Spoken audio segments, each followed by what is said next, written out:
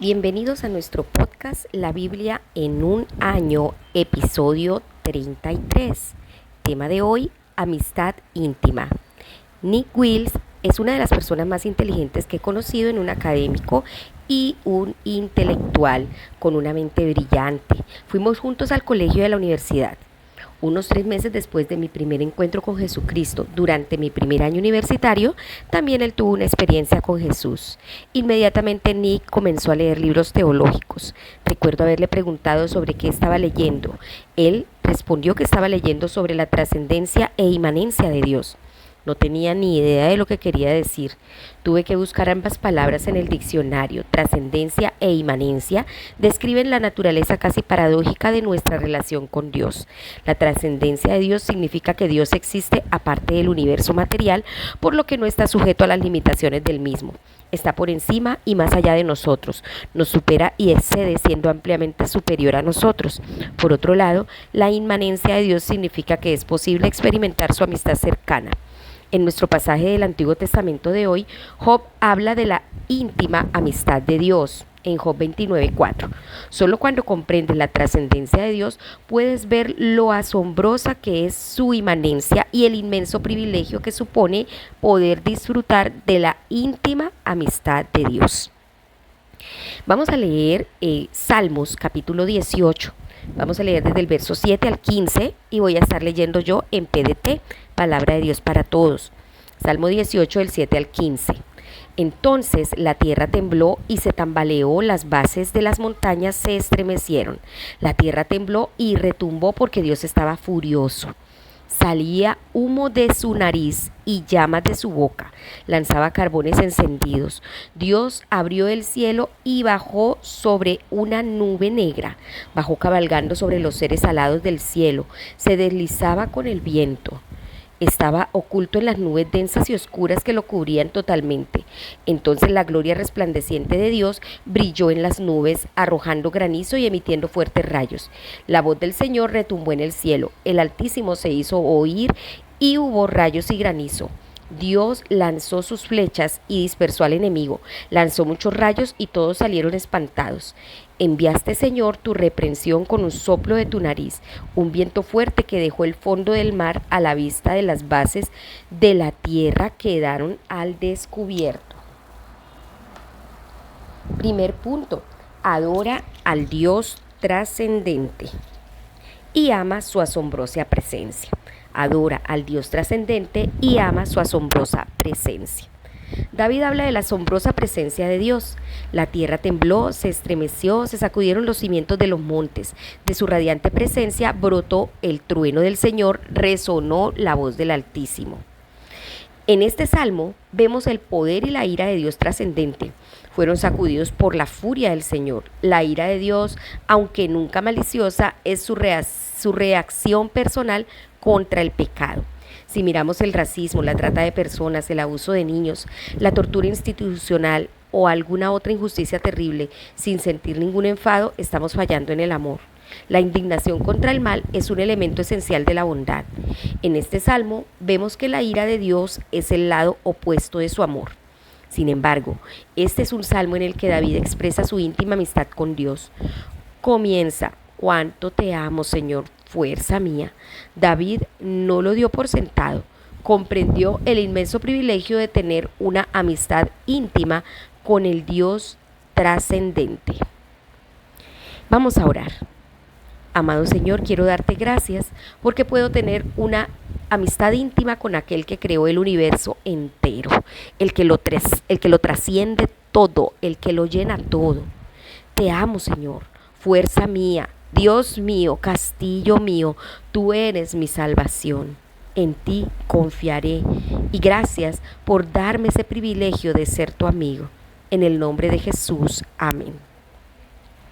Vamos ahora a Mateo capítulo 21, versículos desde el 33 hasta el capítulo 22, verso 14. Capítulo 21, verso 33. Dice así: historia de los labradores perversos. Escuchen esta historia. El dueño de una finca plantó un viñedo y construyó un muro alrededor. Luego cavó un lugar para hacer el vino y construyó una torre de vigilancia. Después alquiló el viñedo a unos labradores y se fue de viaje. Cuando llegó el tiempo de la cosecha, el dueño mandó a sus siervos para que hablaran con los labradores y pidieran la parte que le correspondía al dueño. Pero los labradores agarraron a los siervos, golpearon a uno, mataron a otro y agarraron a pedradas a otro más. El dueño mandó otra vez a otros siervos y los labradores les hicieron lo mismo. Más tarde, el dueño les envió a su propio hijo. Se decía a sí mismo: a mi hijo sí lo respetarán. Pero cuando los labradores vieron que el hijo del dueño era dijeron entre ellos: este es el heredero, vamos a matarlo para quedarnos con la herencia. Entonces lo agarraron, lo echaron fuera del viñedo y lo mataron. ¿Ustedes qué creen que hará el dueño del viñedo con esos labradores cuando llegue? Le respondieron: él matará de manera terrible a esos perversos y les alquilará el viñedo a otros labradores que sí le darán su parte de la cosecha. Jesús les dijo: seguramente habrán leído las escrituras que dicen: la piedra que los constructores rechazaron se ha convertido en la piedra principal. Esto fue lo que hizo el Señor y es maravilloso verlo. Por eso les digo a ustedes: se les quitará el reino de Dios y se les dará a otra nación que produzca lo que Dios quiere que su reino produzca. El que caiga sobre esa piedra se hará en pedazos, y si la piedra le cae encima a alguien, lo hará polvo. Cuando los jefes de los sacerdotes y los fariseos escucharon estas historias, se dieron cuenta de que Jesús estaba hablando de ellos. Querían arrestarlo, pero tenían miedo del pueblo porque la gente consideraba que era un profeta. Capítulo 22.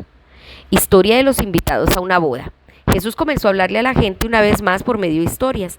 Les dijo: el reino de Dios se puede comparar con un rey que ofreció una boda para su hijo. El rey envió a sus siervos para que les dijeran a los invitados que vinieran, pero los invitados no querían ir. Envió otra vez a otros siervos y les dijo: díganle a los invitados que todo está listo, que se mataron las reses y los animales engordados, todo está preparado, que vengan a la boda. Pero los invitados no hicieron caso. Uno se fue a trabajar en su tierra, otro se fue a sus negocios, otros ataron a los siervos del rey, los torturaron y los mataron. El rey se enfureció, envió a sus soldados y ellos mataron a los asesinos y quemaron su ciudad. Entonces el rey le dijo a sus siervos: la boda está lista, pero los que se invitaron no la merecían. Vayan pues a las esquinas de las calles e inviten a todo el que encuentren para que venga. Los siervos salieron a los caminos, reunieron a todos los que pudieron encontrar, sin importar que fueran buenos o malos, y el salón se llenó de invitados. Cuando el rey vino a verlos, vio a un hombre que no estaba vestido con ropa como para ir a una boda. El rey le dijo: amigo, ¿cómo hiciste para entrar aquí sin estar vestido con ropa adecuada para una boda? Pero el hombre se quedó callado. Entonces el rey le dijo a sus siervos: átenlo de pies y manos y échenlo afuera, a la oscuridad. Ahí es donde la gente llorará y crujirá los dientes de dolor, porque muchos son invitados, pero pocos son escogidos. Amén. Segundo punto: acepta la invitación de Dios y disfruta de su amistad íntima. En los últimos años hemos celebrado 2 bodas reales importantes en el Reino Unido: el príncipe William con Catherine Middleton y el príncipe Harry con Meghan Markle. Imagínate cómo hubiese sido si abres tu publicación y encuentras una invitación personal para su boda. Jesús dice que todos recibimos una invitación a la boda real más grande de todos los tiempos. Jesús describe el reino de Dios comparándolo con un viñedo y un banquete de bodas. Ambas imágenes hablan una vez más de la generosidad de Dios y de su sorprendente amor por ti. Pero el amor de Dios no es cuestión de sentimiento. Una vez más, vemos el inverso del amor y la misericordia de Dios, que es el juicio contra aquellos que rechazan este amor y hacen el mal. Cuando los labradores agarran a los siervos, golpean a uno, mataron a otro y apedrearon al tercero, y en un acto final de rebelión echaron mano a su hijo y lo arrojaron fuera del viñedo y lo mataron, recayó el juicio. Jesús está profetizando acerca de su propia muerte. Él es el hijo y heredero que Dios envió y aún así lo mataron. Él es la piedra que desecharon los constructores, la cual ha llegado a ser piedra angular. Él es el que ejecuta el juicio. El juicio se dio por causa de su rechazo a Jesús, porque buscaban la manera de arrestarlo. Asimismo, en el caso del banquete de bodas, Dios emite una invitación abierta para una amistad íntima con Él. Es un gran privilegio ser invitado a esa boda real. Es una invitación costosa, así como abierta. Todos están invitados. La invitación se reitera una y otra vez. Me parece fascinante cómo Jesús compara el reino de los cielos con una fiesta. Es lo contrario a lo que mucha gente piensa de Dios, la iglesia y la fe. Piensan que es algo sombrío, tedioso y aburrido. Pero Jesús dice que el reino de Dios es una fiesta, una celebración con abundantes alegría, risas y festines. Pero hubo quienes, al serles recordada la invitación, no hicieron caso y se fueron, unos a su campo y otros a su negocio. Pero sus posesiones y sus trabajos eran prioridades mayores que su relación con Jesús. Algunos fueron extremadamente maleducados y se mostraron violentos. Dice, agarraron a los siervos y los maltrataron y los mataron. Jesús dice que el rey se enfureció. La asombrosa y maravillosa invitación de Dios no es algo que debas tomar a la ligera. Es un gran privilegio que un Dios trascendente te invite a tener una amistad íntima con Él. Pero no basta simplemente con aceptarla. Tienes que ponerte los vestidos adecuados para la boda. No puedes entrar en el reino de los cielos a tu manera, sino a la manera que Dios dispone. Afortunadamente, por medio de su muerte y resurrección y el don del Espíritu Santo, Jesús ha provisto los vestidos que necesitas. Vamos a orar. Señor, gracias, porque en tu amor preparas un banquete para mí. Señor, gracias, acepto tu invitación y vengo hoy a ti para disfrutar de tu amistad íntima. También voy a tu presencia para que me pongas las ropas que son adecuadas para esta invitación tan importante. Te pido que me ayudes a estar vestido con la ropa adecuada en el momento que sea llamado a tu presencia. En el nombre de Jesús, amén. Ahora vamos a leer Job capítulo 25, vamos a leer capítulo 26, 27, 28 y 29. Empecemos. Job 25. Bildad habla otra vez. Entonces Bildad de Suá respondió: la autoridad y el terror le pertenecen al que hace reinar la paz en sus alturas. ¿Acaso puede contarse el número de sus ejércitos? ¿Sobre quién no se irradia su luz? ¿Quién puede permanecer sin tacha ante él? ¿Qué ser humano puede decir que es puro? Ante sus ojos ni la luna brilla ni las estrellas son puras. Mucho menos lo son los seres humanos, que son como gusanos. Un ser humano es un simple gusano. Capítulo 26. Job responde. Entonces Job respondió: qué buena ayuda le han dado ustedes al indefenso, han rescatado al débil, qué buen consejo le han dado al ignorante. Ustedes derrochan sabiduría hasta por los codos. ¿Quién les ayudó a decir todo esto? ¿Qué espíritu les inspiró esas palabras? Se estremecen en las profundidades los espíritus de los muertos, los que habitan debajo de los mares. Ante Dios, el lugar de los muertos está al descubierto. El lugar de destrucción no puede ocultársele. Él extiende el cielo sobre el espacio vacío, cuelga la tierra sobre nada. Él encierra las aguas en nubes densas y el peso de ellas no revienta la nube. Nadie ve el trono de Dios, lo cubre una nube espesa y oscura. Él traza un círculo límite sobre la faz de las aguas en la frontera entre la luz y la oscuridad. Los pilares del cielo tiemblan cuando Dios los amenaza. El poder de Dios hace que el mar se calme con su habilidad. Descuartizó a Rahab. Un soplo de Dios hizo aclarar los cielos. Su mano descuartizó a la serpiente voladora. Y esto es tan solo una muestra de lo que Dios puede hacer. Solo hemos oído una pequeña parte de lo que Él hace. ¿Quién pudiera entender el trueno de su poder? Job capítulo 27. Entonces Job continuó su intervención. Así como es cierto que Dios existe, es también cierto que el que se niega a hacerme justicia, el Todopoderoso, me amarga la vida. Mientras siga vivo y Dios me deje respirar, no hablaré maldades, ni de mi boca saldrán mentiras. Jamás me oirán decir que ustedes tienen razón. Mantendré mi integridad hasta que muera. Insisto que mi conducta es justa y mi conciencia no me reprocha nada. Que mi enemigo sea considerado como el que hace maldades. Que el que se opone en mi contra sea considerado como el perverso. Porque ¿qué esperanza le queda al que no tiene a Dios? Cuando Dios lo elimina, cuando le quita la vida. ¿Acaso Dios escucha su llamado cuando le sobreviene el dolor? ¿Se deleitará Él en el Todopoderoso? ¿Acudirá a Dios en toda ocasión? Les voy a enseñar a ustedes acerca del poder de Dios. No ocultaré los planes del Todopoderoso. En realidad, todos ustedes han visto el poder de Dios. ¿Por qué entonces dicen ustedes cosas tan absurdas? Zofar habla. Este es el castigo que Dios planeó para el perverso. Es la herencia que el Todopoderoso tiene para los que aterrorizan. Si llega a tener muchos hijos, los matarán a todos. Su descendencia no tendrá comida. A los que le sobrevivan los matará la plaga. Sus vidas no los llorarán. Sus viudas no los llorarán. Acumula riqueza como polvo y ropa como arcilla, pero lo hará para que el íntegro se vista con ella y para que el inocente se quede con sus riquezas. Construye una casa como una telaraña y como una garita que un guardia construiría. Se irá a dormir siendo rico por última vez, porque cuando abra sus ojos sus riquezas habrán desaparecido. El terror se apodera de él como una inundación. En la noche se lo llevará una tormenta. El viento del oriente lo arranca y lo arrasa lejos de su casa. Lo hace su blanco y lo golpea sin compasión. Aplaude en su cara y lo rechifla desde su casa. Job capítulo 28. La sabiduría. Existen minas donde se saca la plata y lugares donde se refina el oro. Se extrae del hierro de la tierra y se funde una piedra para hacerla cobre. El minero lleva luces a la mina y busca mineral hasta el último rincón en profunda oscuridad. Los mineros abren túneles lejos de donde vive la gente, donde nadie ha estado nunca. Se sostienen con sogas lejos de otros seres humanos. Se balancean en adelante y para abajo. Tierra que produce alimento, pero debajo está revuelta por el fuego.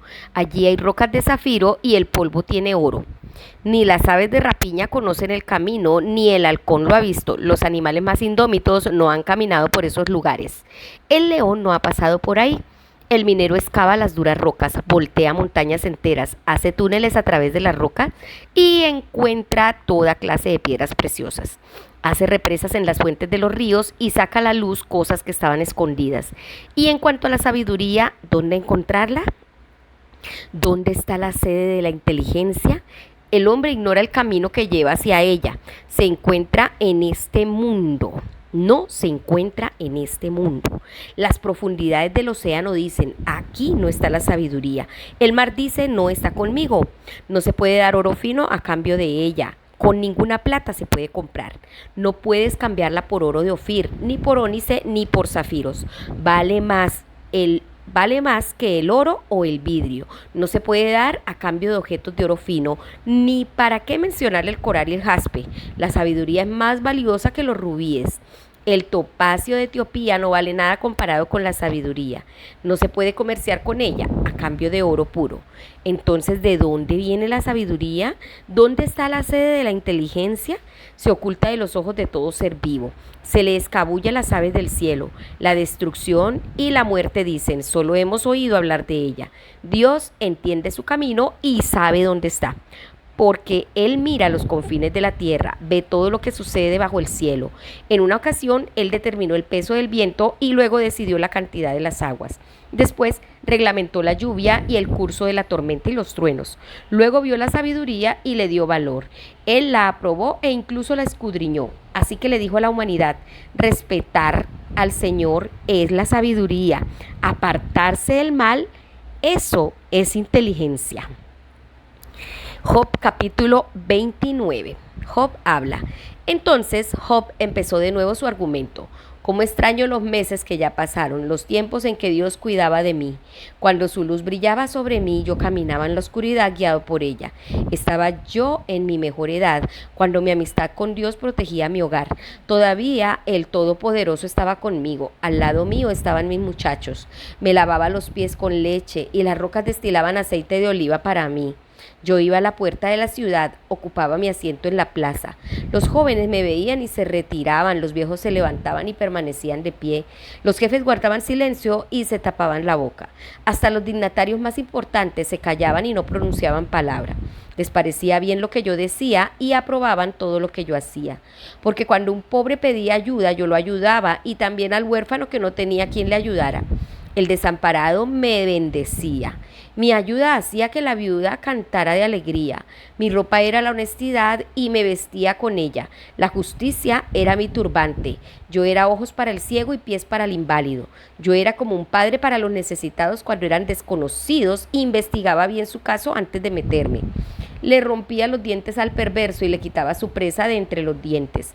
Pensaba, voy a morir rodeado de mi familia y mis días serán tan numerosos como los granos de arena. Soy como un árbol sembrado junto al agua, el rocío humedece mis ramas. Mis fuerzas se renuevan constantemente y siento el arco como nuevo en mis manos.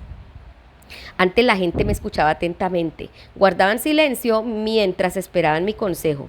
Cuando yo terminaba de hablar, la gente que me escuchaba no tenía nada que decir. Mis palabras llenaban sus oídos. La gente esperaba que yo hablara tal como se espera que llegue la lluvia. Abrían su boca como lluvia de primavera. Si yo les sonreía, no podían creerlo. Cuando veían mi rostro sonriente, se alegraban.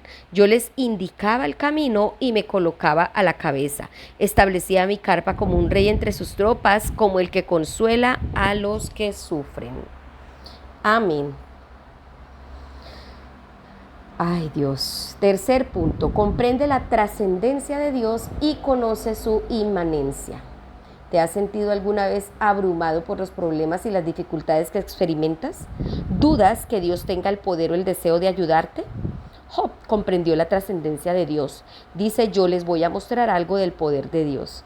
Señala que todo lo que vemos del poder de Dios en el mundo natural no es más que una parte de sus obras.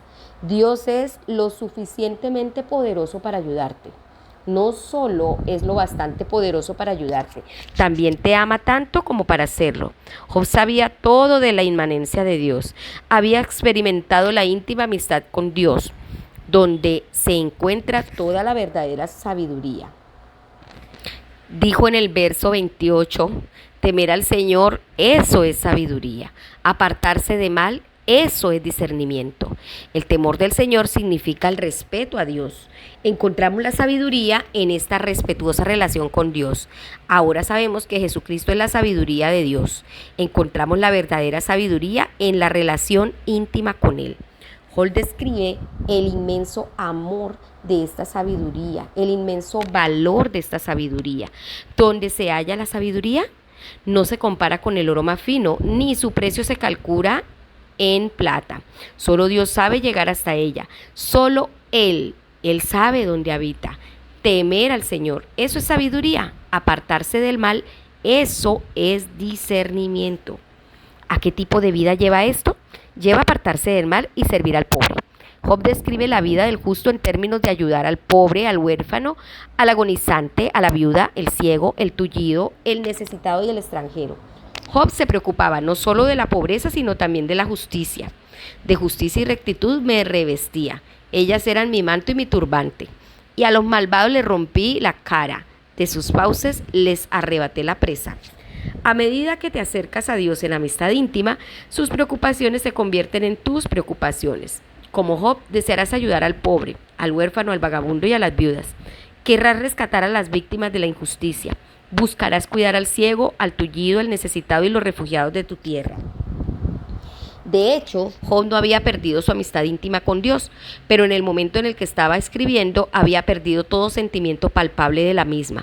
Estaba pasando por el más desgarrador de los sufrimientos. Le parecía que Dios estuviera a una inmensa distancia de él. Puede que estés experimentando algo similar en este momento. Si es así, que la historia de Job te sirva de aliento. Cuando llegamos al final del libro de Job, comprendemos que Dios nunca lo abandonó. Dios iba a bendecirlo mucho más de lo que nunca hubiera pedido o imaginado, y hablar por aquellos que no pueden hablar por sí mismos. Dios le restauraría la conciencia de su amistad íntima. Hoy en día, por medio de Jesús, todos nosotros podemos experimentar una relación íntima con el Dios trascendente y conocer su bendición definitiva en nuestras vidas. Vamos a orar. Amado Señor, quiero darte gracias por el ejemplo de Job en tiempos de sufrimiento, que siempre me aferre a la promesa de tu amistad íntima y tu bendición sobre mi vida. A medida que me acerco a ti, que tus preocupaciones sobre la justicia y la pobreza se conviertan también en mis preocupaciones. Señor, he comprendido que el único que puede darnos la sabiduría eres tú. Y que el temerte a ti, el honrarte y el obedecerte es el principio de esta sabiduría. Eso es lo que es inteligencia. Ayúdame a hacerlo. En el nombre de Jesús. Amén. La pastora Pipa añade, todos queremos confrontar a nuestros amigos cuando pasan necesidad y los amigos de Job al menos fueron donde él.